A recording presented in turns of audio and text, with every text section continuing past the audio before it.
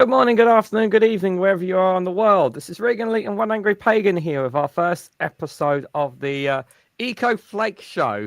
Bit of a weird name, but we might change the name as we go along, and just we'll see how excuse me, we'll see how things go. Pagan, how are you doing today, my friend? Not too bad, not too bad. Yeah, I'm sure we've been pretty distracted with everything that's happening literally as we speak, can't we? Every single day there's something new, and like over the last week or so, it's been almost non-stop rain, and it's first time without rain today. So, well, to be fair, if we talk about the rain, it is related to what related to the discussions that we talk about here anyway, because we want to put, as you guys know, we want to try and talk about something that's really important, and that is the planet, the environment, the rise in sea levels, and the environment, wildlife, all these kind of things that are really important that don't really get as big of a voice because we always hear all the time the doom and gloom about politics. So we want to try and give you guys a different viewpoint with that, and obviously Pagan here is a lot more insightful than I am onto that. So that's why I'm doing this with him, because you look at this a lot more than I do, with the greatest respect. That's not to say I don't care about it. It's just when I'm covering so many other things, when I cover so much content, there's only so much I can keep up with. Hence why I brought you on board. Jane Wallace, good to see you there, Jane. Hope you're doing well there, lurking in the chat. So we've got our various different articles and stories that we're going to talk about today. But I guess before we get started with some of the articles, let's talk a little bit about the current UK government, and maybe we'll just share some thoughts about what's going on in the other parts of the world. How do you feel we've been doing from the climate perspective, from the environment perspective so far since this government's come to power, from your view? Do we think? I mean, are they doing? I mean, I'm hearing mixed messages, because, like, there's some stories that are saying that they're not doing enough. There's some saying that they're doing enough. They're doing enough, and there's some saying they're doing too much. Or different. I'm hearing mixed messages from different outlets. So it's how do I put this? It's Labour, as we know, Labour are crap with comms. Yes, like their communications are just crap, which is why Bylines is so good. The nature you have the Nature Restoration Fund that's being set up, that's being headed up by Angela Rayner and Steve Reed. That's a joint venture between housing and DEFRA, essentially. That's putting environment that that's bringing. It's making it not trying to dodge environmental regulations, but instead so that they can pull funds together to make acquiescing to these environmental regulations far easier, meaning these regulations don't hold us back anymore from building, which I think is brilliant. There's one thing that I mean, I have to remind people again, like Labour are still pushing through legislation. A lot of the stuff they said they're going to do hasn't even gone all the way through Parliament yet. Yeah. So, but some things have already started. The planting of new forests. Yes, 7 new forests that has started. That's very good. That's a good sign as well. But there's also obviously the discussions about airport expansion, and these are long-term things. But how much, if any, will they because there is that general concern about the emissions that they could produce. Now, before you answer, I just want to say there is a fair counter argument that some people have made, and I think Phil Morehouse made it in his, is that it's not actually going to increase aviation, but just to reduce the traffic or to make it more safer from that point of view. But in one way, you could be reducing emissions as well, because instead of having planes constantly flying above the airport waiting to land, you've got an extra runway. There's less planes flying in the air, pouring out these emissions. They can come in, land, and fuck off. Like it's actually more fuel efficient to do that. It's like having a roundabout instead of a cross junction. Yeah. Like roundabouts are better because they keep things moving, and they actually like on the whole they end up reducing emissions because instead of the car just you get to a crossroad, right? Yeah. Car slows down, stops to make sure there's nothing else coming, and then goes. That actually uses more emissions than just carrying on going round the roundabout. So in the same way with the airports, don't get me wrong, there's a part of me that has a sour taste in my mouth about this, but this is for growth. Yeah, the counter argument is, of course, is that this will give incentive for more planes, more holidays to be opened up. Like there's a video coming out on Saturday about the government are backing a second runway at Gatwick Airport as well. So as well as always hearing about Heathrow. Building up ports as well. They're looking at building up seaports as well.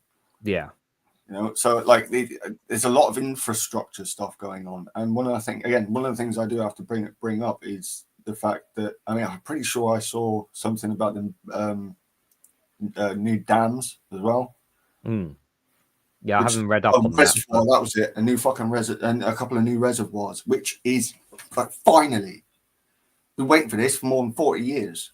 Well, at the same time, as well as obviously the lots of beavers as well. There was a story about beavers as well. I don't know if it was out, if my video on it coming out today or tomorrow. I did see it. I get where the farmer's coming from, but it's unfortunately what the farmers won't listen to is that their land management practices are bad for the environment, and they will not listen. So I have my sympathy for farmers falls drastically. It's like the bullshit they pull when we're talking about the badger, their badger culling. We don't need to kill the badgers anymore. There are vaccines. Well, for me, it's a case of if they are causing damage, if there's a genuine case for causing damage, then move them. Why do we need to kill them? That's my premise. The ridiculous point. That's the ridiculous point. We've just reintroduced the beaver. Yeah, I know. Like, this is a key thing as well, and this is the key thing. It's they've literally started coming back, so we shouldn't really be having that discussion. Just gonna say quickly hello to everyone, because guys, we're going to be talking a lot about all sorts of things around climate, the environment, sea level rises, and all sorts here today. Jane Wallace, good to see you there. QA Library, good morning. Steve McMorgan, Dave McGinnis, good to see you, my friend. Hope you're doing well. Jow is also there, and anybody else who may be lurking in the chats, good to see you all, guys. Make sure you check out youtube.com/the2 Davies. Do great stuff. They had a great show at 4 o'clock today. They do one every Monday and Thursday at 4 p.m.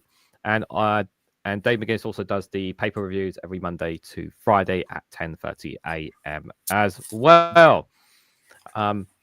Let's talk about this first story here. So I'll just run through some of the headlines for you guys, and what we'll do is we'll have a look at them each. So the first one we'll be looking at is Sussex are to launch the UK's first climate justice undergraduate degree. That's going to be from The Guardian. The next one will be from the BBC with their headline that BP are to scale back green investments as profits drop sharply. How extreme heat from climate change could make us all 2 years older. This is a piece from The Independent. Another one from The Independent we'll look at is critical ocean circulation won't entirely collapse because of climate crisis, but it's still in trouble. And I pretty much agree with that, but we'll come to that in a bit. Cleopatra's birthplace sees a dramatic surge in building collapse as sea level rises, study shows. This is from CNN there, that is. Denmark is on track to hit its 2030 emissions and cut goals, the council says there. That's from Reuters. I have a piece here from the Financial Times, which headline, sorry, not from the Times, sorry, that wind turbines are to be painted black to cut the number of bird deaths, apparently. It says there between 10,000 to 100,000 birds are killed by turbine blade strikes every year. It is estimated. So we'll have a look in that. Green energy gets switched off as power systems fail to keep up. That's from the Financial Times. And then the last one we'll look at is one from the University of Bristol. The top experts call for more research to address the growing health risks of climate change, which I think is a very good one. Indeed, because obviously healthcare does tie into everything that's happening with climate. I don't know if we want to read this whole one here, but let's go. I'll just show you guys first and foremost this first one here. Oh no, press the wrong button. I've got to get used to doing this now, guys. Look, there we go. So this one came out. Well, you could say practically today. So Sussex are to launch UK's first climate justice undergraduate degree. Universities announced a new BA after survey found that most 14 to 18-year-olds want more rigorous climate change education. I like that youngsters want more education when it comes to climate change. I actually really like that because it really sets a precedent that youngsters really do care about this. And that my brother comes and talk. My 14-year-old brother will come and ask me about this stuff. Like he's asking, why don't they teach us this at school? I'm like, I don't know. It should be, because I was taught about climate change stuff and recycling and everything when I was at school. So, poor Tory education. Yeah. So I'll read a little bit into it. So the University of Sussex will introduce what it says is the UK's first undergraduate degree focused on climate justice. The BA course, called the Climate Justice, Sustainability and Development, will begin in 2026. And the university said it will equip students with a blend of expertise in climate policy, activism, and environmental human rights. The university says it will be combined with practical green skills needing to drive change. Will lock the conveyor of the new course and a lecture of international development. And I cannot say that. Thank you. Yep, thank you. That says that the university is already focusing on a more hands-on approach to environmental studies, which will be included in the new BA, including the use of university campus forest food garden. Locke said that we're integrating lots of new forms of assessments, new forms of getting studies engaged in real-world challenges. As an example, my third-year module that I'm teaching at the moment, which is part of the new course, is a particular political, ecological, and environmental justice to discipline that are really focused on public communication and surfacing injustice stories from around the world. And rather than having a 5,000-word essay at the end of the module, we have a podcast that students are working on in groups and thinks about how they would convey the complexities of the case studies and examples to a wider audience. And it comes after a Future Forum survey found that 72% of 14 to 18-year-olds want more relevant and rigorous climate change education, with a demand for more humanity and social science-based climate education. Locke says the studies are coming into the classrooms and already engaged with the climate justice due to real-life changes that they have experienced. Now the world is just changing around them and it feels urgent. It feels like that they want to be involved, he said. Climate change is at the center of so much of politics today, and people are naturally keen to learn more about that. I really do, like, based off this, I really do think that this sends a very strong message in terms of perhaps when we have certain political parties, shall we say, and people who want to try and hit back against climate.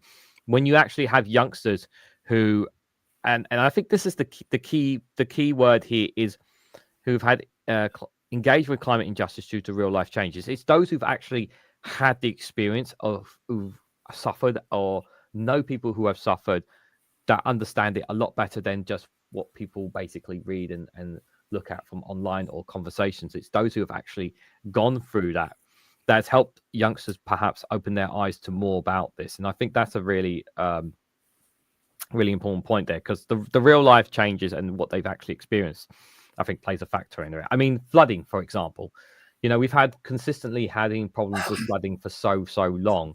Now, yes, we can talk about all we want about I'm sure we can bash the Conservatives till the cow comes home about the inadequate resources that they've given to flood defences in England and perhaps other parts of the UK. But there's also other factors there as well. What do you make of all this, Pagan? I like that third paragraph to the end. Rather than having 5,000-word essay at the end of the module, we'll have a podcast that students are working on in groups and think about how they will convey the complexity of the case studies and examples to a wider audience. That, to me, means that they have finally caught up with this generation. We're no longer in the 20th century. We are now in the 21st century. I like this. Well, it gets them round the table, gets some discussions, and if they put it on a podcast or whatever, other people can listen to it too. Hence, you're also broadening the engagements of that they're having, as well as putting it out there to other people, because literally everybody and anybody can have a podcast I these like days. this enthusiasm. This is brilliant. Yeah. This is very positive stuff here. I'm generally curious if like I would like to see something like this expanded on in the UK, but whether or not it would get the funding needed, obviously, or whether other universities or colleges would take it on board is obviously another discussion. I don't think that the government would pressure colleges or universities to do so and to do them, but I do wonder if this actually becomes successful and more people come into it. I wonder how much pressure has been applied to other universities and colleges. I don't know if it's going to need. I don't even know if it'll actually need pressure, because I mean, just talking about the two universities that are closer to me, got Exeter University and Plymouth University, and both of them, a lot of the work a lot of the stuff they study and work on in those universities is climate change in the environment and green energy. So, and Bicton College as well. That's another good one. Yeah, Stephen Mon. Sorry, go on, carry on. I can see this spreading. I mean, don't get me wrong. If they do put pressure, if pressure is put to try and spread this more, I'm not going to argue with it. But I'm not even sure it's going to be needed, because I think this is spread. I think this would spread. It's a good sign as well, considering that when we're seeing a lot of an older generation, obviously the older generation's being conflicted by the whole climate deniers and by those with wealth and the likes of Reform trying to deny that anything's happening with regards to the environment. Jal, they're saying environment's a part of law, ecologically and biologically degrees. Even in tourism, you study it. My older nephew has a degree in tourism. Any biology degree here has an ecological part. That's for Portugal, for those who don't know. Steve McMahon says large parts of New Zealand are in permanent droughts. We have wildfires burning in several areas. Extreme heat warnings are being issued more than ever before. It's 9 a.m. and it's already scorching. That's really scary. Yeah, the lengths that the lengths that the government has to go to ensure that to try and continue some form of normality while the climate changes around you must be really difficult for them there. Just read up a little bit more on here. Stephen Moore, and just to add some more things over on that side of the world, there are 3 major cyclones chuntering in the South Pacific as we speak. This is peak cyclone season, but having 3 at one time is extraordinary and caused by warming oceans. We already witnessed unprecedented extinctions of ocean species because of the warming and the destruction of the flood chain there. I mean, if you look at the west coast of east coast of Australia, the Great Barrier Reef is almost all dead. It's all white, and that white coral is dead coral. Yeah, and it's happening in the Caribbean as well. PBS Terror is a good YouTube channel that has documented the damage that's being caused to the Caribbean. You know, it's American centric. But then I've seen throughout my life the damage that's slowly being done to the Great Barrier Reef. Yeah. And it's almost all got, like, last time I saw it was almost all dead, or it looked that way at least. I mean, when it comes to New Zealand, I do know that what doesn't help is the mountains on one side of the country, with changing wind patterns, the precipitation is less than it used to be from the mountains, drying out the plains on the, I might get this wrong, pretty sure the mountains are on the west side of the southern island, and they got like more plains on the east side of the southern island of New Zealand. I'm pretty sure that's the case. If Stephen McMorran wants to correct me, that'd be grand. Yeah, thanks for that. Yeah, appreciate that information, guys. It's not just law, ecology, and biology degrees though, because, and people might get annoyed with me for saying this, but paleontology, right? How it goes into what the environment looked like back millions of years in the past, which means we find evidence of climate change, of multiple climate changes throughout the past, and it's actually one of the reasons how we know that through geologists and paleontologists. That's how we know that this, compared to former events, the only event that was as brutal as the one we're at the start of is the Permian extinction 240 million years ago. Like the last major extinction, the one that killed off the non-avian dinosaurs, that was harsh, but not as harsh as the one that before the beginning of the age of the dinosaurs. And that is the worry that people have eventually, that if we don't properly make an effort, we will push ourselves towards a Permian Triassic level extinction event, which is that was 95% of all life in the oceans and about 80% of all life on land died. This is what brought around the age of the dinosaurs. So it's not just, people think about, the climate activism and all that, but to really understand where our planet is likely to go, we should make more of an understanding of where our planet has been. But it's obviously hard for us to know that for sure. We can only base it on what scientists have studied and what they've read. The better the science gets, and the science on this gets better year on year on year. That's true. I have more trust in because I'm seeing, we're already seeing the effects. So it's not like the scientists have been proved wrong.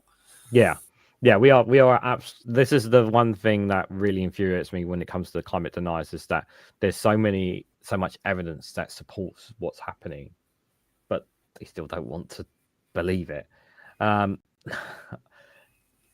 Another story, the next story got for you guys here. I mean, obviously,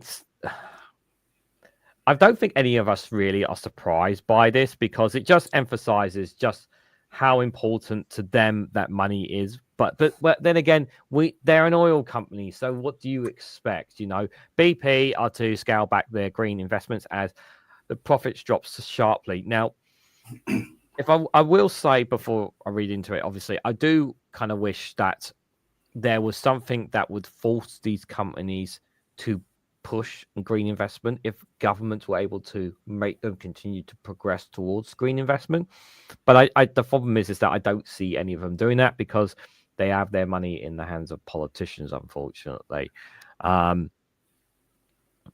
don't think this one's really worth reading too much on, to be fair.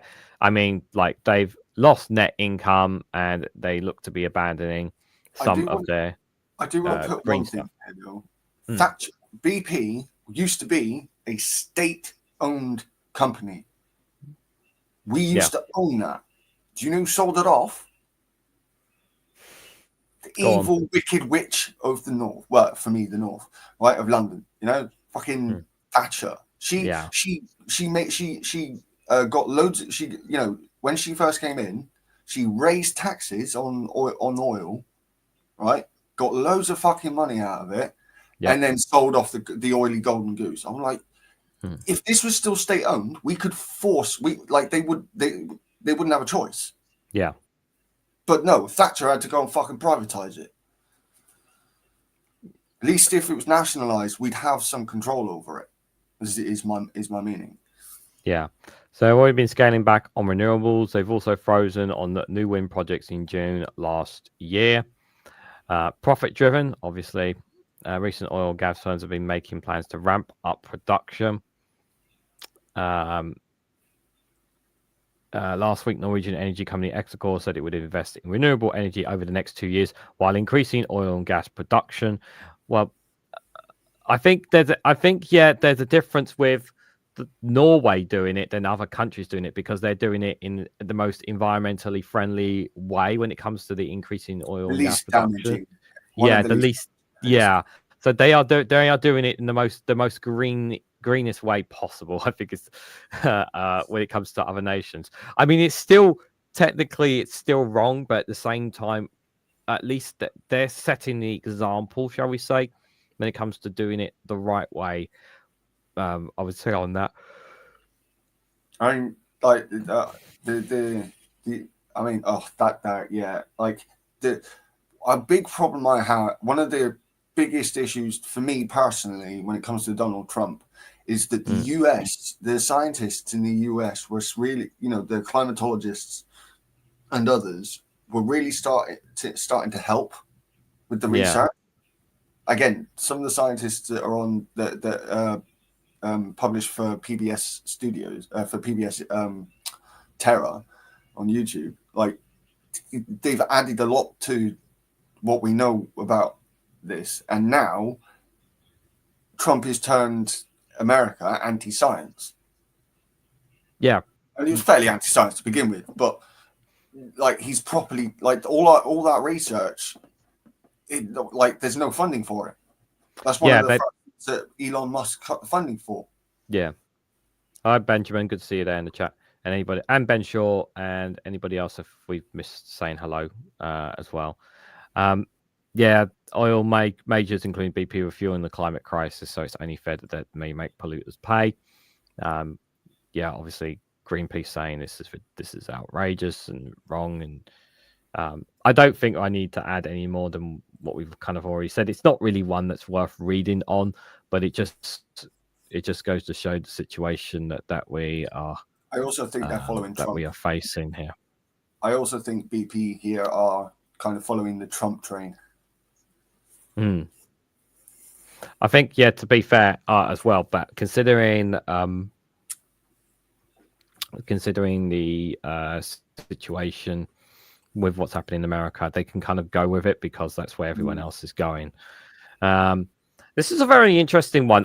It's a very interesting study. I like with something like this headline, I would say take it with a pinch of salt, because we honestly just don't know with this.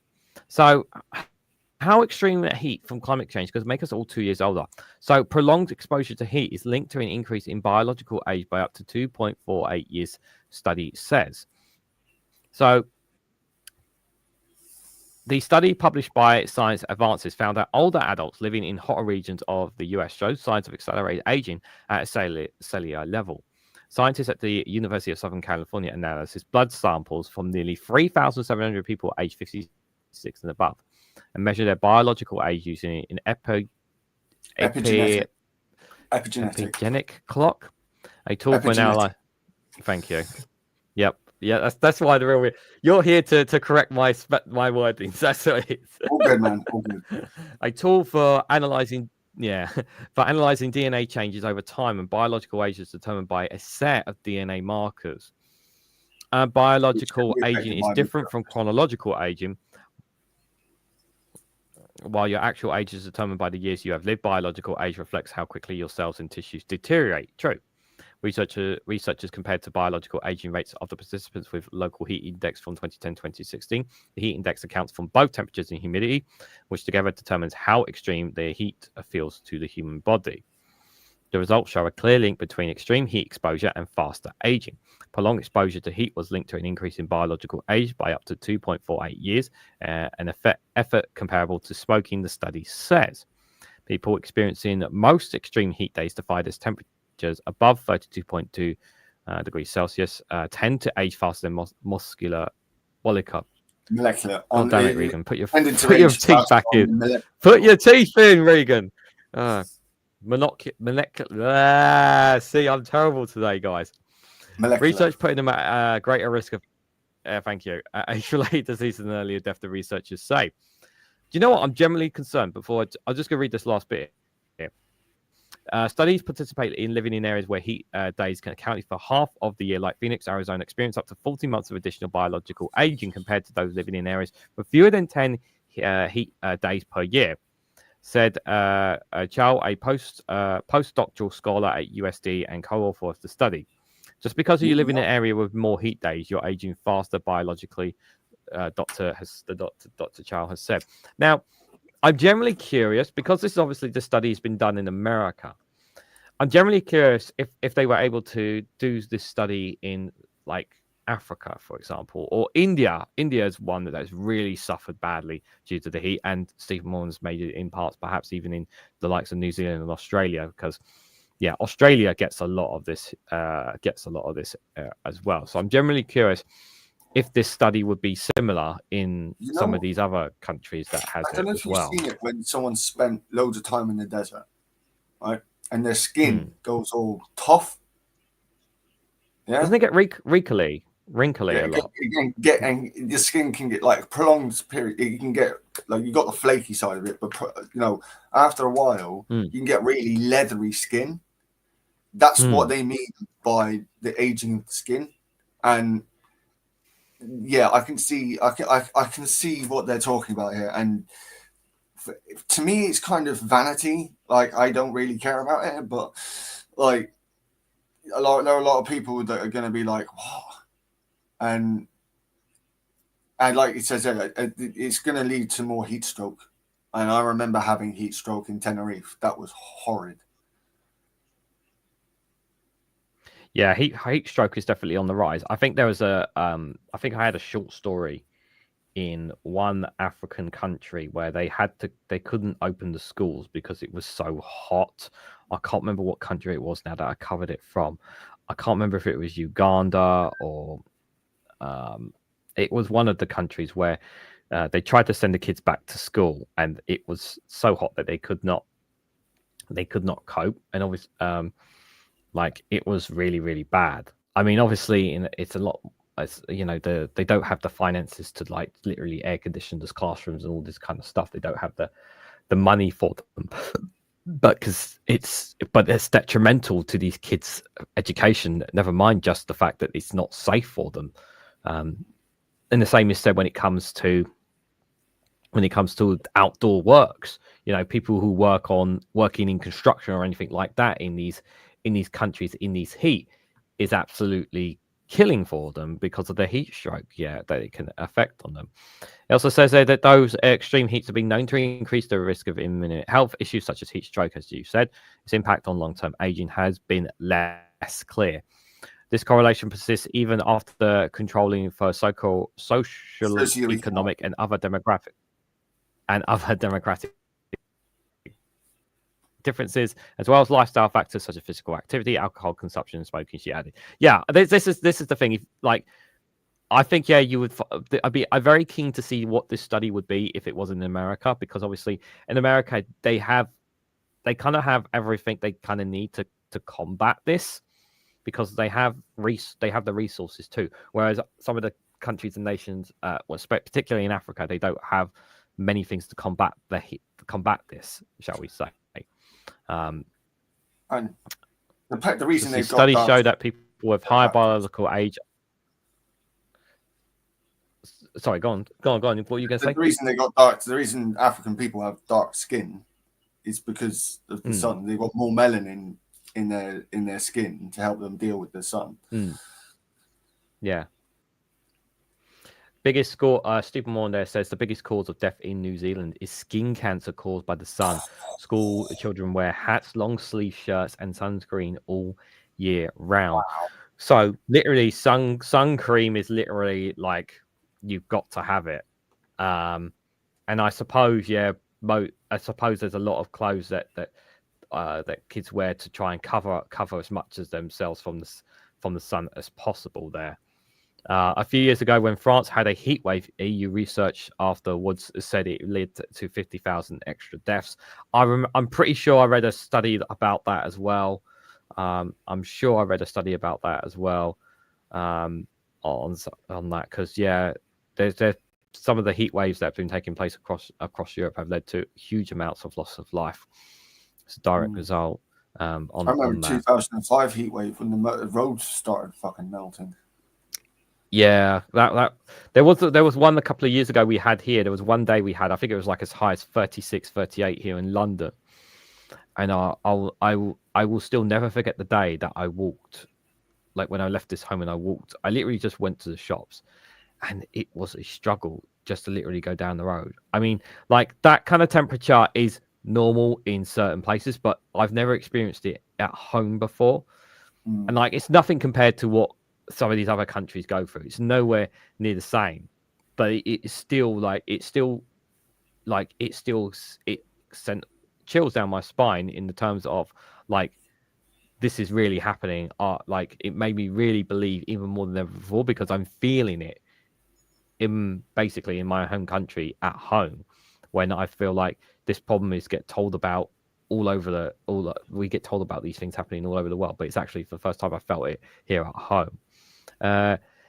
Ginger, good to see you there. Hope you're doing well. A QA library says 40.3 degrees Celsius, 104 Fahrenheit, 19th of July, 2022. That's insane. Did you hear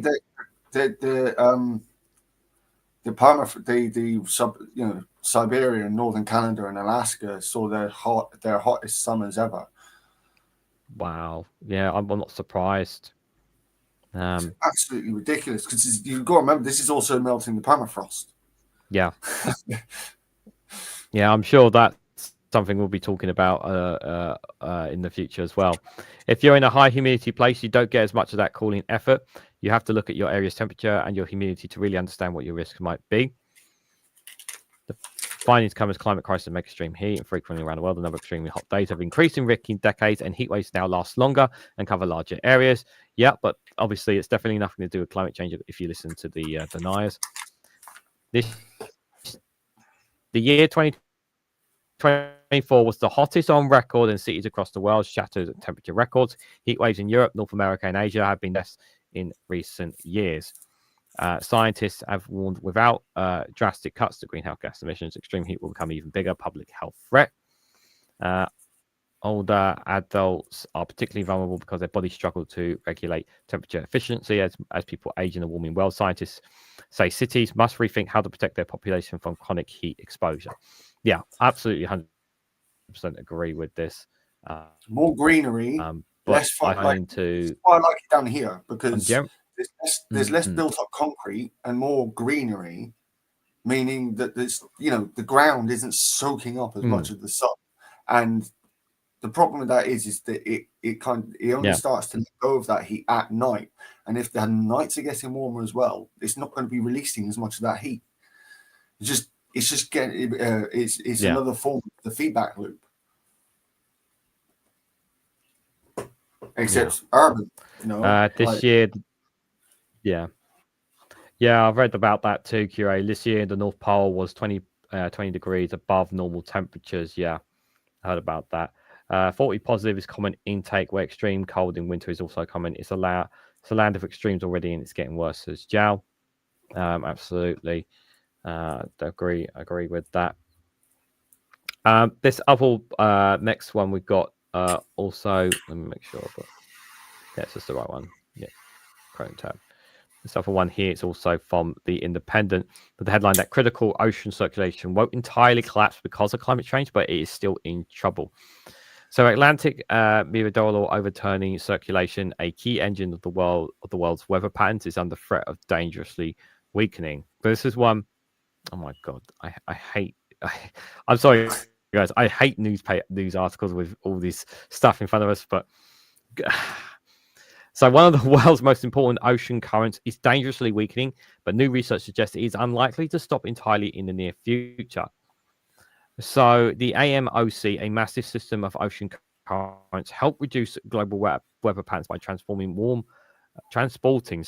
weather north and cold weather south. Concerns about its stability have grown, with recent studies warning that the system might be approaching a tipping point that could prompt catastrophic climate shifts. However, a new study published in Nature on Wednesday suggests that while the AMOC is still in trouble, a key mechanism, wind-driven upwelling in the Southern Ocean, can prevent its total collapse this century. So we got to the end of this century still, apparently. The study, led by researchers in the UK's Met Office and the University of Exeter, analysed 34 climate modules and under two extreme scenarios, a quadruple of atmosphere carbon dioxide and major freshwater influx into the North Atlantic. Proud of my home city. Proud of my home city, University of Exeter.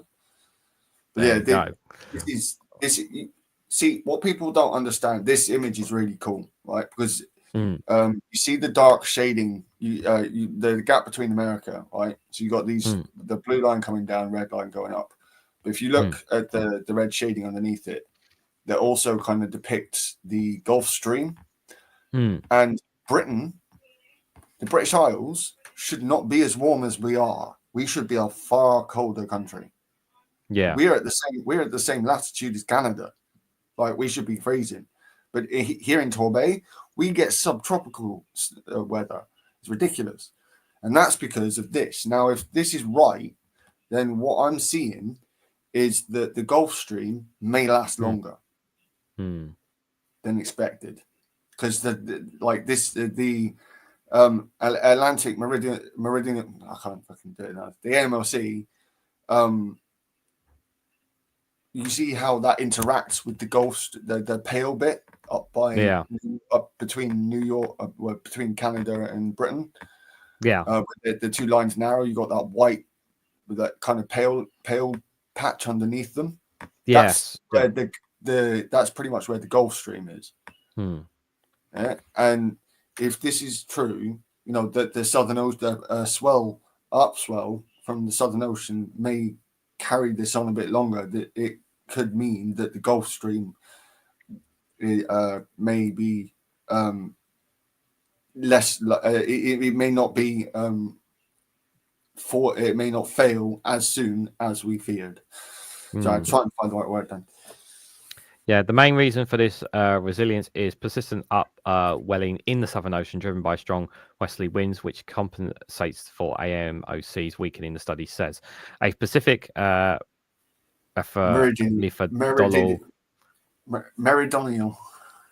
overturning circulation does develop in most modules as the AMOC weakens, but it is too weak to completely replace the AMOC's role. Now, scientists say that the findings do not imply that the AMOC is safe from dangerous weakening. Study results should certainly not be interpreted as showing that the AMOC is a resilient system, given its finds that the AMOC still reduces to very weak strengths under the human-caused global warming. Dr. Ren van Westen, a postdoctoral researcher at the Royal Netherlands Meteorological Institute, has said, "Yes, I know I've botched my words. Meteorological. I blame that. My mouth is dry. That I'm blaming that.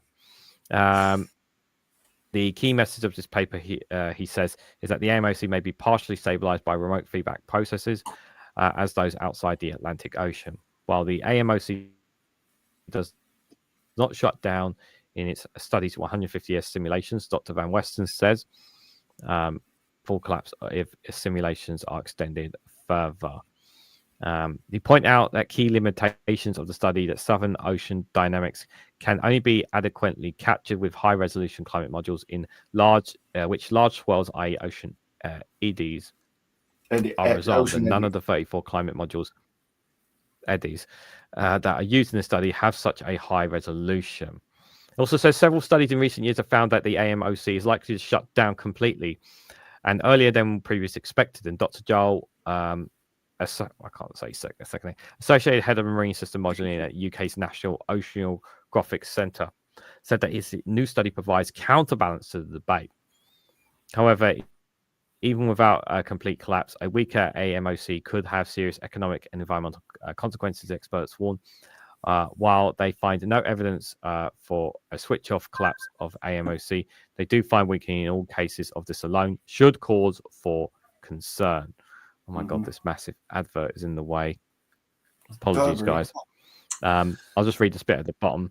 I know. Scientists say the AMOC's long-term stability depends on the future emissions and warming trajectories. This is not a reason to relax. On the contrary, it's a warning that the AMOC is already in decline and that we need to act decisively to prevent the worst outcomes, the doctor has said. Which is true. While these things are getting worse, they may not be collapse future.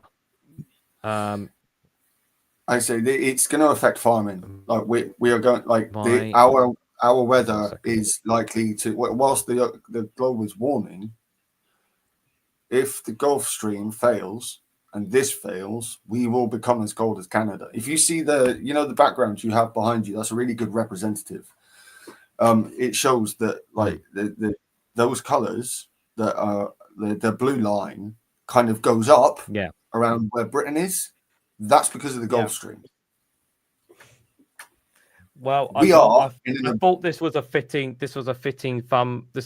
background and thumbnail for the show, because it shows that although I'm not sure about, like, I guess still most of Russia still has plenty of cold. So that white patch is shrinking, and the greeny turquoise color, that is where the permafrost is melting. Yeah, that used to be white itself. But that's obviously changing, of course. Yeah, as we know. There was, let me just see, there was a state council meeting last year. Because of this, it's only called upon in case of emergency. Livingston is at the same latitude as New York. Jowl says the results is heat waves in the summer and extreme colds like we had around December here. QA Library says the big issue around the world, around the world's oceans, is getting less salty and it's affecting currents, etc. That is, I absolutely agree with that. Yeah, there's a lot with a lot of the ice melt, with a lot of the glaciers and ice melt. That's going to release a lot of fresh water into the oceans. I do like what Simon says here, though. Because I was going to bring it up myself, was the ocean acidification. And it's if plankton cannot construct skeletons, we will lose a major carbon sink. Not only that, but whole marine ecosystems will die off. And we're talking about whales as well, because like some of the biggest whales and the biggest animal on the planet feeds on plankton. The blue whale feeds on plankton. Is the biggest whale, species on the planet, and yet if with the ocean acidification and warming, the plankton feeding whales will die off. Yeah, even faster than they already are due to our hunting bullshit. Yeah, that is for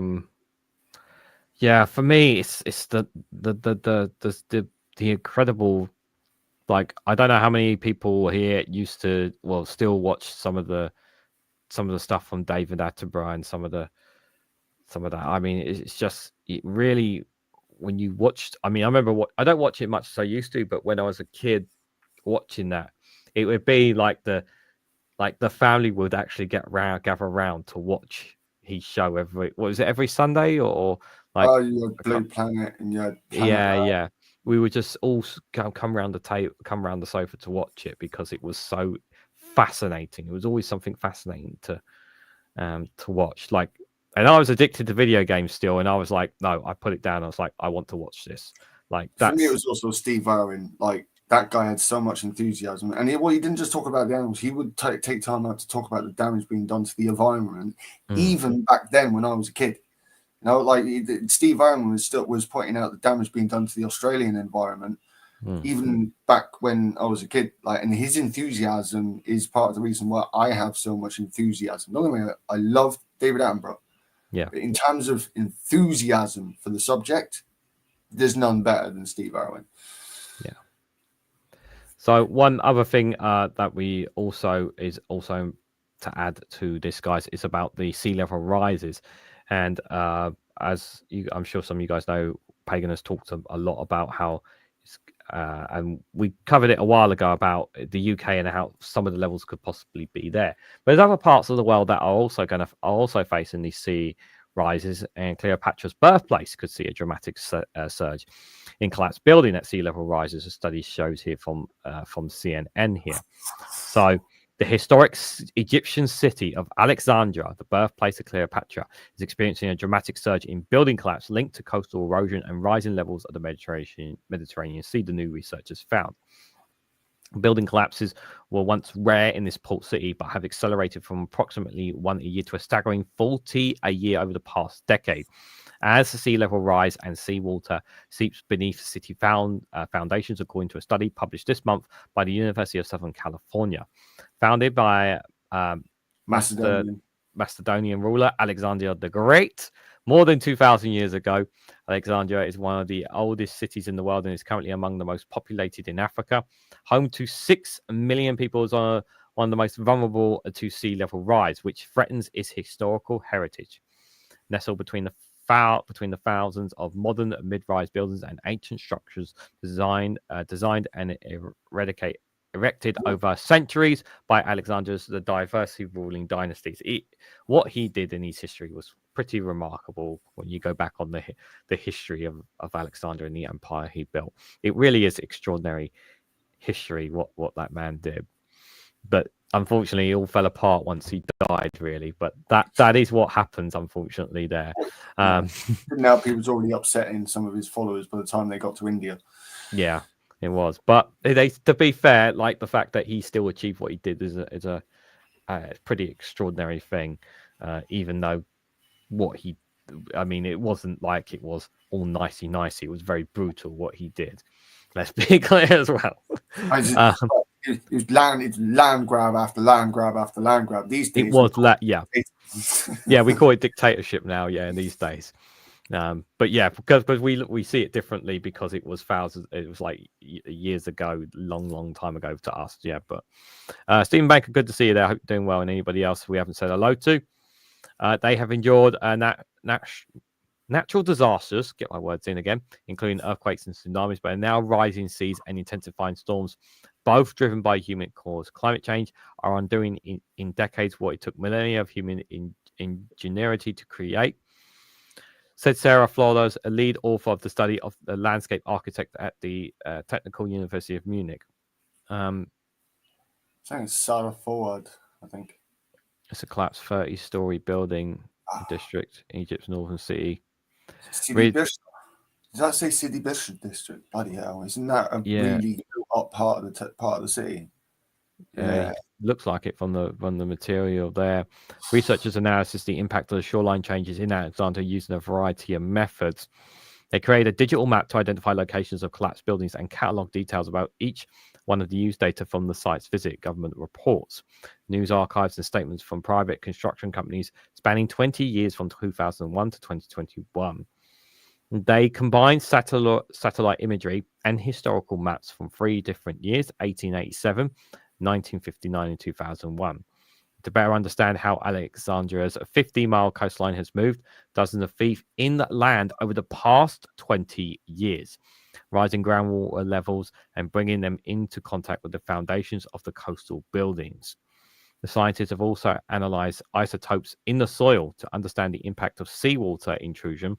This revealed that buildings are collapsing from the bottom up as seawater intrusion erodes foundations and weakens the soil. Ibrahim Saleh, soil radiation scientist at Alexandria University. In Egypt, and one of the study's co-authors, and even in increasing sea levels, just a few centimeters can have devastating effects. There, a water scientist, SM Hegi, a water scientist at USD and study author. So this is here: concrete blocks installed to break the Mediterranean seaways in Alexandria. Thousands of the city's old buildings are at risk at sea level rise and saltwater intrusion. Here, this is going to happen all over. If you think about historical cities, Venice, that's going to continue to sink. I mean, it's on a marsh. That's going to continue to sink. So you got one side of the Mediterranean with Alexandria, and I do worry about some of the cities along Gaza and the Lebanon, the Lebanese coast and some of the coast of Turkey as well. Greece, there's nothing in Gaza with still what's there, but I know what you. A lot of Greece is sea level. Greece has a lot of history done along there as well. But 7,000 old buildings. That's the point. Zhao is Zhao experiencing any of the? I wouldn't be surprised if he mentioned something in Portugal. To be fair, there. But yeah, just want to say that about 7,000 old buildings in Alexandria. 7,000. A study is found there. It's quite extraordinary. And the researchers have proposed creating sand dunes and vegetation barriers along Alexandria's coastline to block the encroaching seawater and prevent it from seeping under buildings. I mean, is it going to fix the issue? Alexandria is not alone in facing threats from sea level rise and coastal erosion as the world warms. Many Mediterranean coastal seas face similar risks, as do part of California's coastline. Yeah, California as well is also under this risk. Our study challenges the most common misconceptions that we'll only need to worry about when sea level rises by a meter, Heggie said. However, what we're showing here is that coastlines globally, especially Mediterranean coastlines similar to California's, are already changing and causing building collapses at an unprecedented rate. This really accentuates what we talked about before when I showed you that the sea level rise website. Yes. This is a perfect example of that. Yeah, it really is. That is a perfect visual, evidence of this, and people are trying to come up with these solutions. You're going to have to build your cities further inland. I'm sorry, you can try and stop this. It's not going to stop. You're going to have to build houses, and you have to build more inland, because a lot of the shit you've already built is going to be under the water or all crumble away. I'm sorry, that's the reality. They also need to start, and I think you mentioned this before in a lot of places when it comes to buildings that having foundations to be able to the foundations to protect themselves from water as well, like having a high rise. Technology to do that. Yeah, there is technology to do that, and it's just. But the problem is, like everything, what they continue to always argue all the time is cost. Well, when it comes to the planet, it's worth the cost. Yeah, I absolutely agree. We do need to pay up for it. But when it comes to things like this, money should not be a factor. And Stephen Banker says we need to listen to Mother Nature. She has already known best. Oh yeah, she's been quite feisty this year already, and she's only going to get more madder as time passes on, I'm sure. Jal says here, land in growing places and the sandy beaches everyone likes are disappearing. I saw some beaches die, and I'm in my late 40s. Bloody hell. I thought that was going to be the case. Damn. That's going to affect tourists. This is why one of those other articles said this is going to affect economies, right? Especially the tourist economy. This is going to affect so many tourist economies, including the town that I live in. Like Torbay is a tourist centre in the southwest of England, and like we're already struggling because of the Tories, and now sea level rise and climate change, the other effects of climate change, are making tourism here, because a lot of the time the beaches are not there because they're covered in the fucking water. The only place people get to walk is up and down the concrete boulevard. Ridiculous. Yes, indeed. 30 years ago, the government started evacuating coastal areas and allowing natural marshes to grow. It has become a norm, like banning any kind of construction in beach areas and others, as Jal there. Simon also says that Egypt is building a new capital. Yeah, well, that's not going to come cheap, is it? I'm afraid. But on that. Ben Shaw says, don't most that are living near water live there already because it's too warm inland? Yeah, but they're gonna have to move. I mean, one of the great human adaptations is migration. Yeah, we like other animals migrate when the material conditions worsen. I mean, that's just Marxist analysis there of the ecological situation. They're gonna have to, whether they like it or not, they will have to move. We're going to have to move our railway that links Torbay to Exeter purely because there's going to be no other choice. The sea will eat away at the railway, the ground beneath the railway. So there's not going to be any choice. People can bitch about it all they like. Oh, but we moved here because it was difficult anyway. Yeah, well, you're going to have to move again. I'm sorry, but that's harsh. But this is the harsh reality of the situation, and people have to wake up to it. Unless you build it like a monorail and it's like 50 feet in the air or something, the rail line, but the government aren't going to pay for that, guys. Like the monorails where they put them up in the sky, like that's going to be the only way around it, guys. That's going to be the only way around it.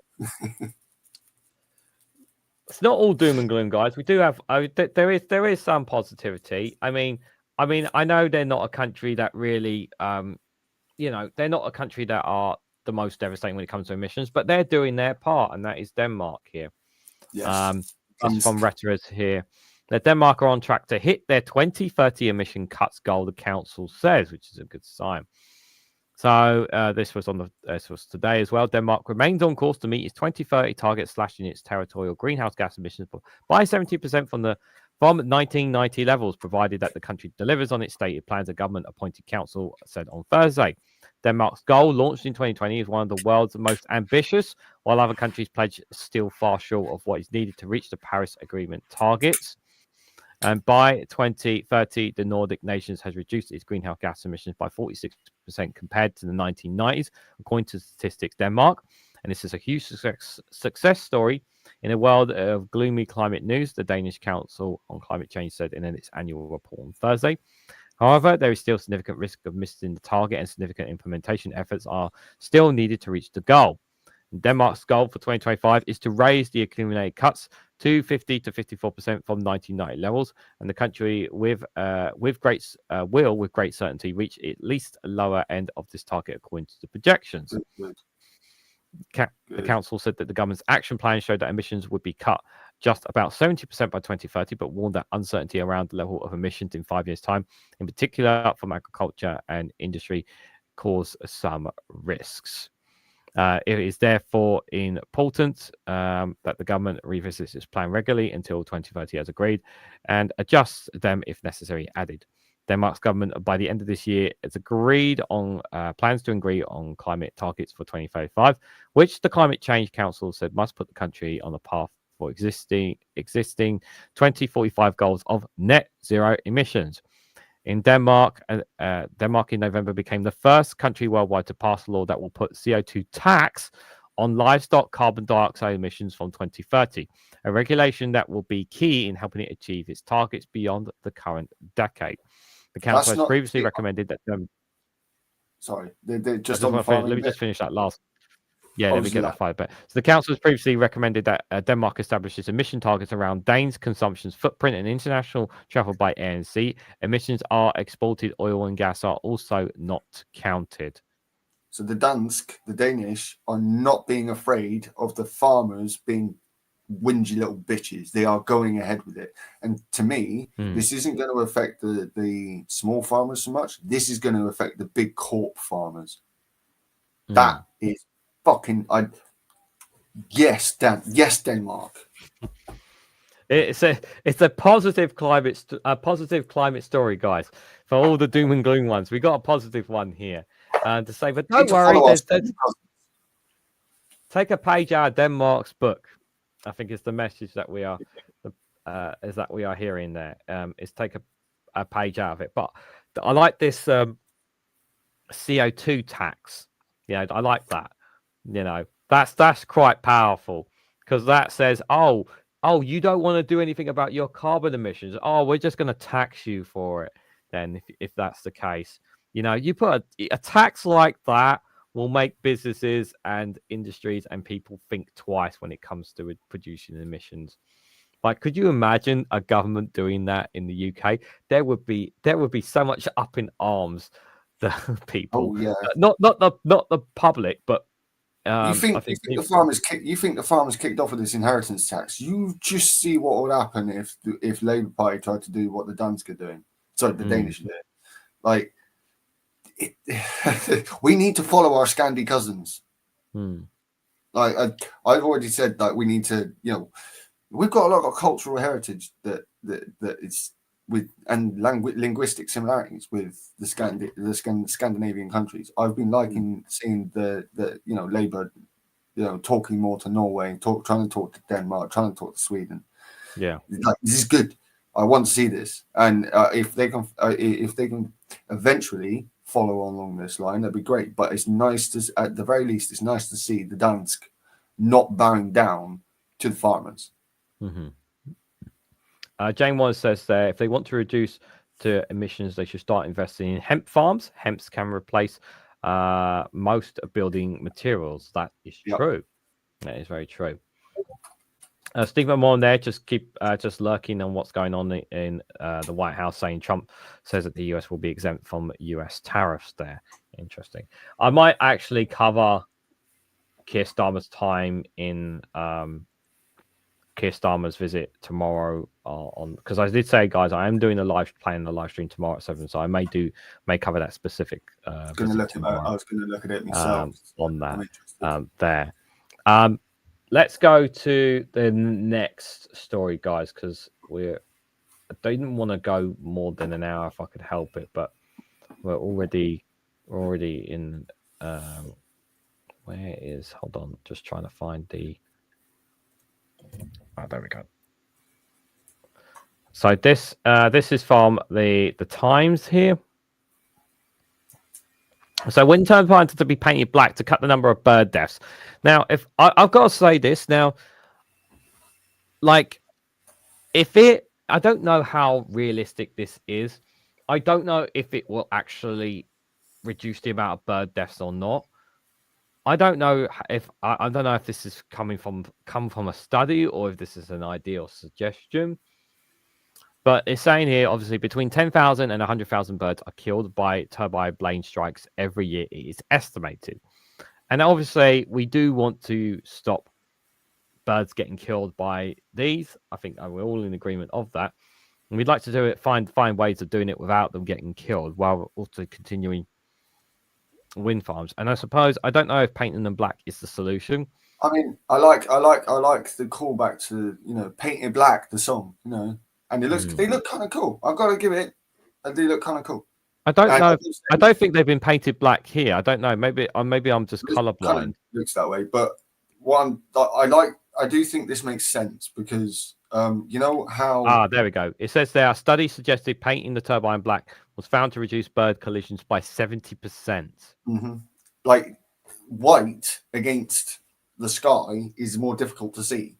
Yeah, that's true. So wind turbines will be painted black to stop birds flying into them in an attempt to cut the number of being killed by the blades. So DEFRA, that's the Department of Environment, Food and Rural Affairs, for those who don't know, launched a government pilot this week that will examine whether painting the structures will reduce bird collisions.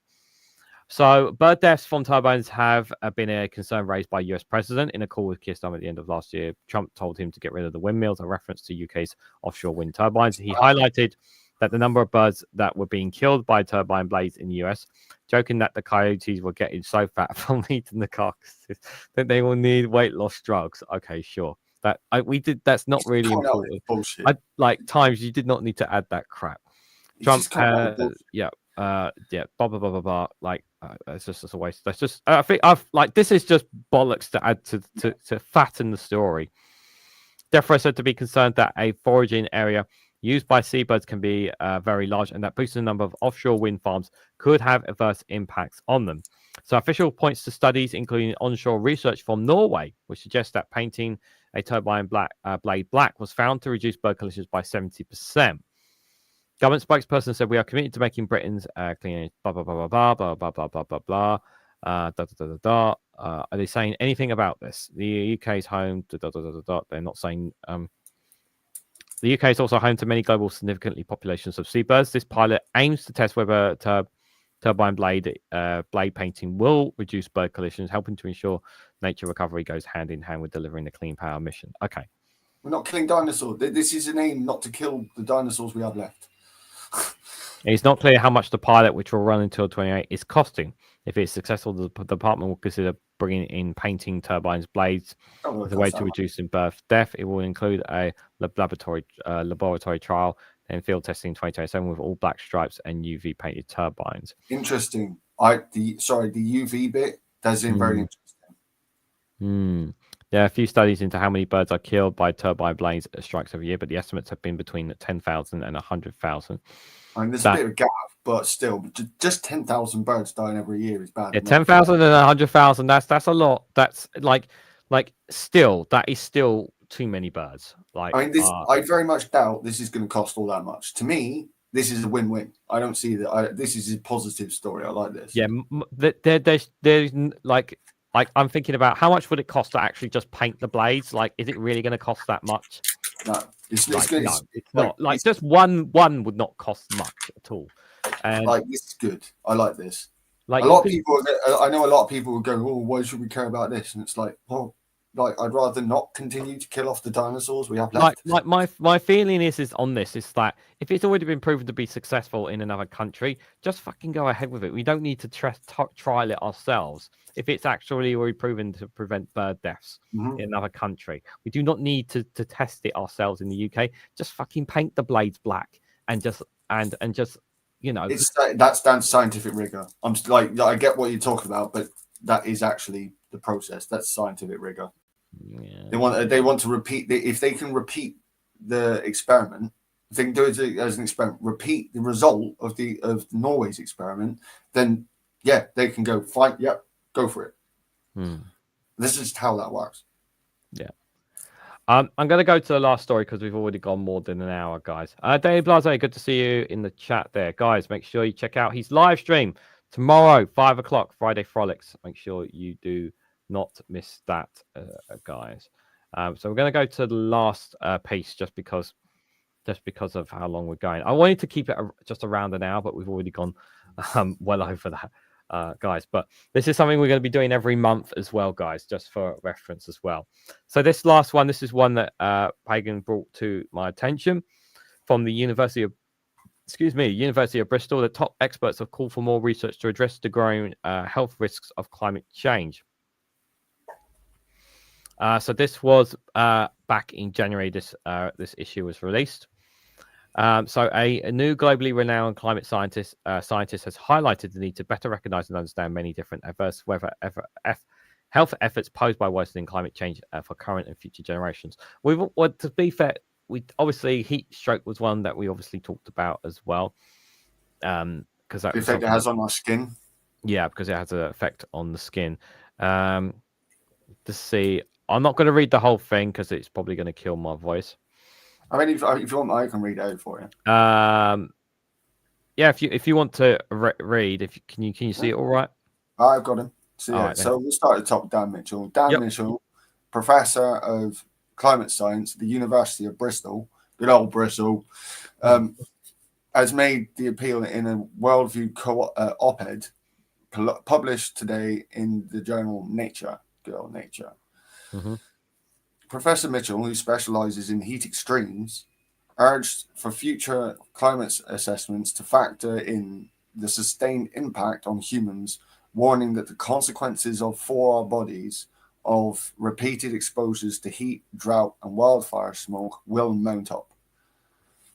He is leading the UK Climate Change Risk Assessment, the CCRA4 Health and Wellbeing Report, for the government's Climate Change Committee, an independent investigation of the associated risks and opportunities.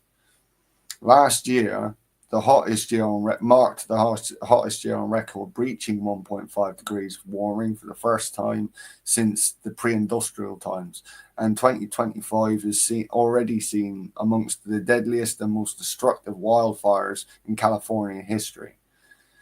Some of the negative effects are clear, such as fatalities from heat stroke, which we spoke about earlier, and increased hospital admissions of older people and babies amidst heat waves, which put greater strain on weaker and more vulnerable bodies.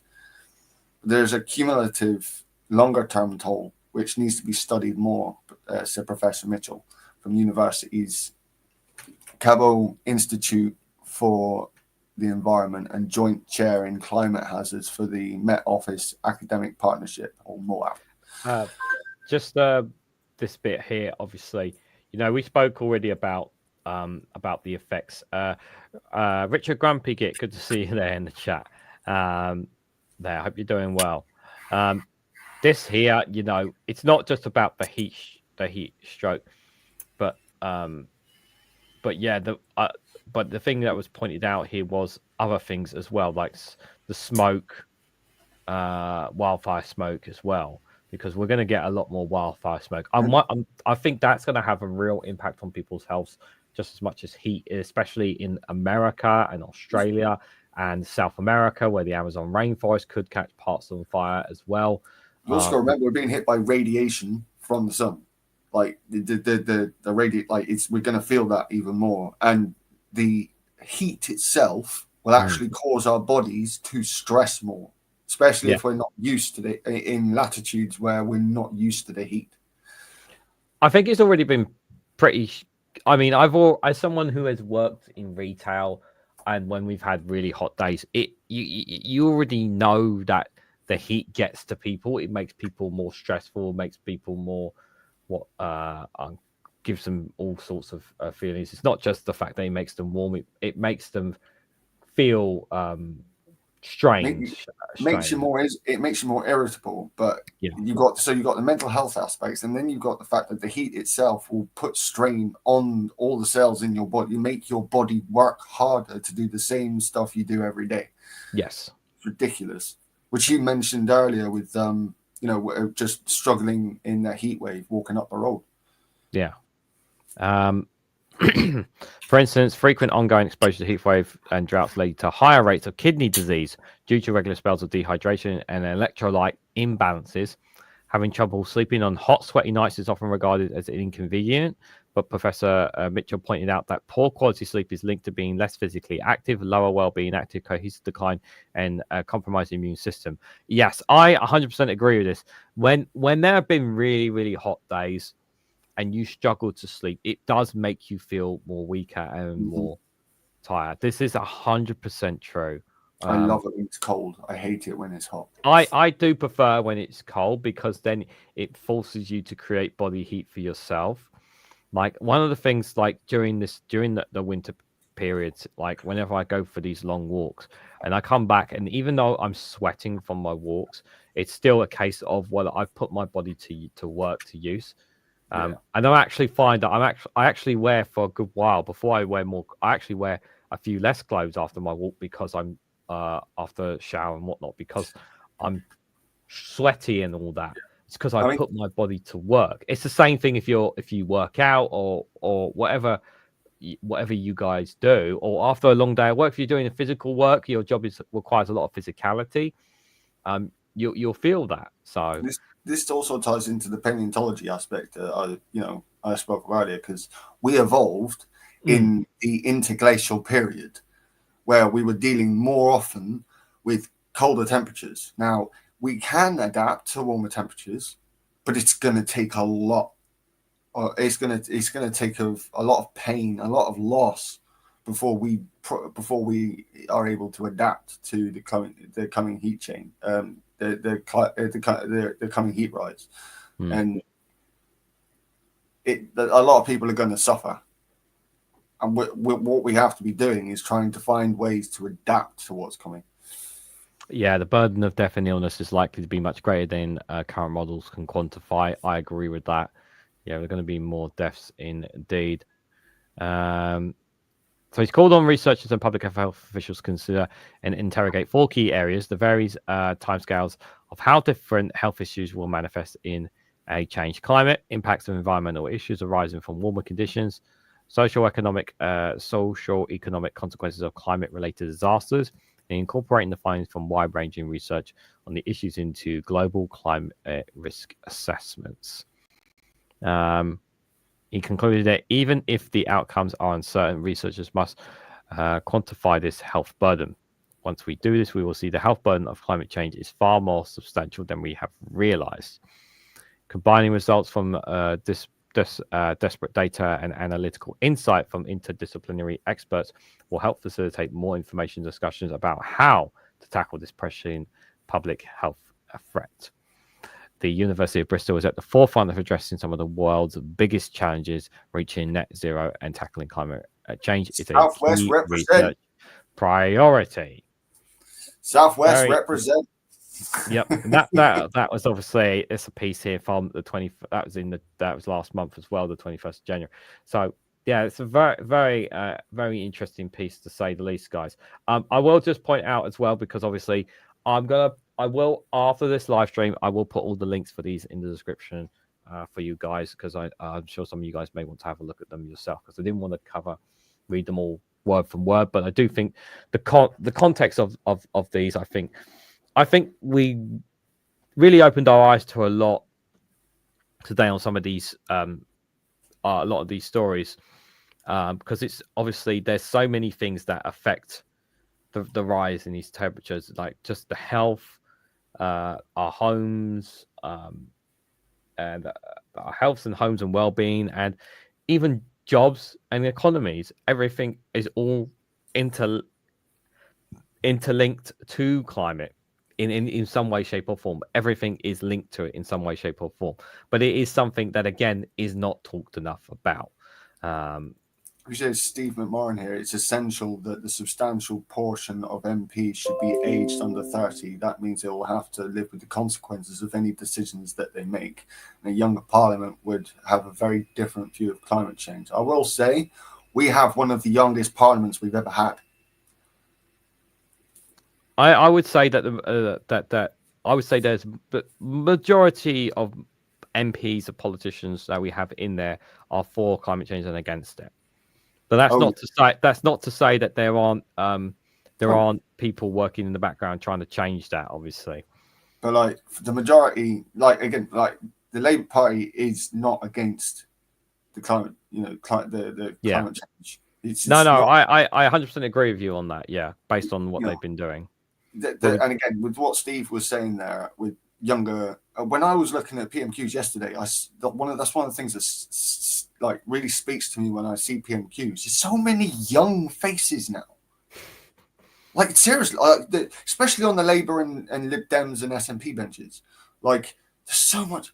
Even with the Tories, I've seen younger Tory MPs. So there's a new generation.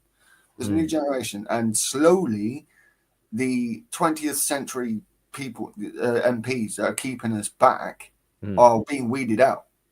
So I do see some hope. And I do caveat some hope. Yes. Yeah. And we will talk about this again next month, guys. Our next show is actually on, let me make sure I've got this right. Literally 1 month from today, the 27th of March, that we will be doing one again, guys. We may even do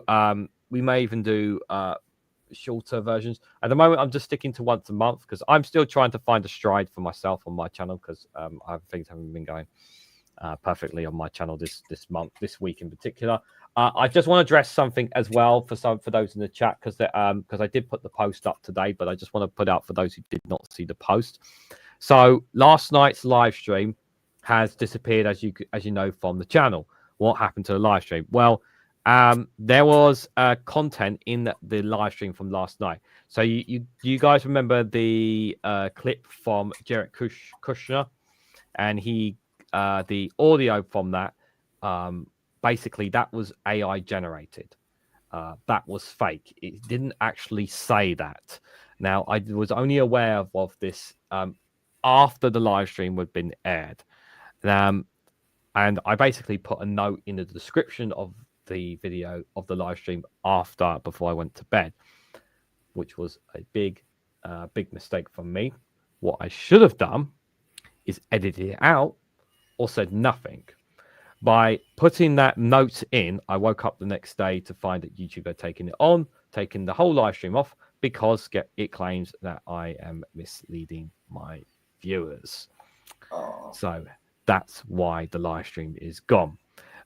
I still have an option to ask them if I can just edit it out, but I cannot literally access that live stream anymore. It's literally been taken off my hands.